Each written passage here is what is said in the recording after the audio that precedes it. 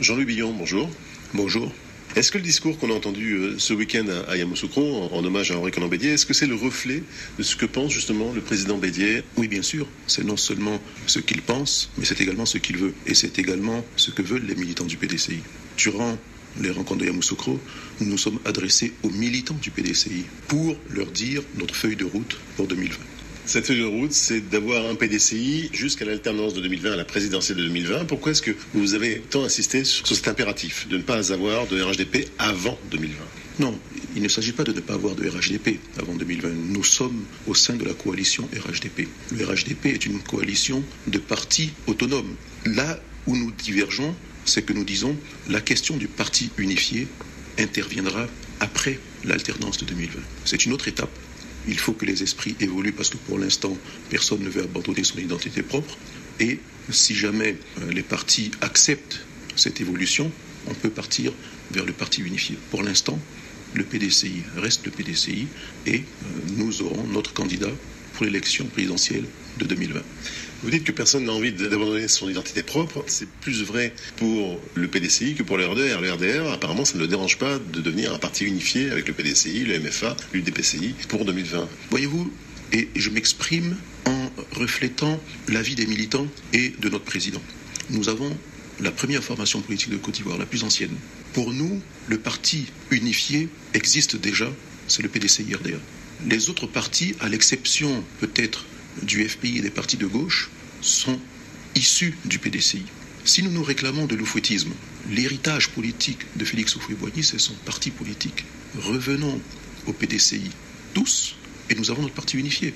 À Yamoussoukro, les militants ont lancé un appel à Henri Konan Bédié pour lui demander de se tenir prêt à gouverner. Est-ce que c'est un appel du pied? Est-ce que c'est une possibilité que Henri Konan Bédié revienne à la présidence de la République ivoirienne? Il faudrait le lui demander directement. Je ne peux pas parler pour une décision aussi importante à sa place. Le cercle proche des deux présidents, Alassane Ouattara et d'Henri Konan Bédié, affirme que ceux-ci, en 2015, se sont jurés de ne pas aller aux prochaines élections présidentielles en 2020. Est-ce que c'est exact? Est-ce que ça veut dire que donc le prochain président en 2020 ne sera ni Bédié ni Ouattara?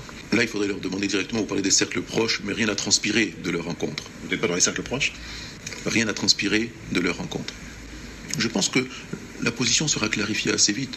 Donc il n'y a pas lieu de s'exciter. Si certains sont sourds ou ne comprennent pas la position du PDCI, ça n'engage que ces personnes-là. Est-ce que politiquement, le PDCI a les moyens d'aller seul aux prochaines élections présidentielles? Le PDCI est allé seul plusieurs fois aux élections présidentielles. Je le répète, c'est la plus ancienne formation politique de Côte d'Ivoire.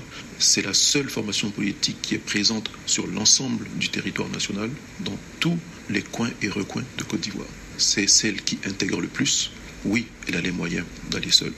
Jean-Louis Billon, toutes ces bisbilles, ces scènes de ménage ou ces querelles en interne dans le parti majoritaire, est-ce que c'est pas un moyen de faire monter les enchères? Non, quand même, nous n'en sommes plus là. En toute honnêteté, je pense que le quotidien des Ivoiriens est difficile. Ils aspirent à ce qu'on puisse apporter des réponses à leurs attentes. Et nous travaillons, nous, pour le futur, à améliorer notre projet de société pour 2020. On n'est pas dans une négociation de marché quelconque.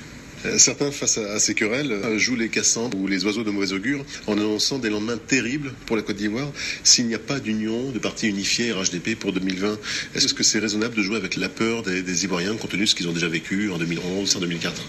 Je vais vous dire, qu'il s'agisse du PDCI et de tous les autres partis de Côte d'Ivoire, il n'y a pas d'inquiétude à avoir. Nous voulons, nous, travailler pour une réconciliation nationale vraie, plus de cohésion sociale et pour une paix durable. Nous allons le faire avec l'ensemble de nos partenaires politiques et, comme le disait le président Henri Konan Bédié, nous souhaitons une démocratie apaisée. Les querelles politiques existent dans toutes les démocraties du monde. Qu'elles se fassent en fair-play total, sans insulter qui que ce soit, et nous aurons une société beaucoup plus solide pour demain.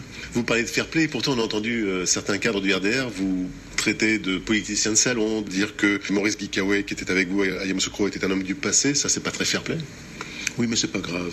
Ils perdent leur sang-froid, c'est tout. Et puis nous avançons. Quand ils sont à court d'arguments, ils vont un peu plus bas, mais ils vont se reprendre. Je n'ai aucune inquiétude là-dessus. Nous sommes tous des Ivoiriens, on se connaît tous. Chacun doit avoir ses idées politiques, l'idéologie de son parti, et c'est ce débat qui fait avancer les choses. Pour conclure, Jean-Loup Billon, un ticket pour 2020 avec un président qui serait par exemple président-candidat Daniel Kablan-Duncan et un vice-président qui serait Amadou Gon Coulibaly, ça vous satisferait? Il appartiendra aux militants et aux instances du parti de déterminer quel sera le ticket pour 2020. Mais cette hypothèse, elle vous conviendrait? Moi, j'ai rien à dire là-dessus. Mais ce que j'ai déjà dit, c'est que 2020 sera une nouvelle génération. Jean-Loup Billon, je vous remercie. Merci.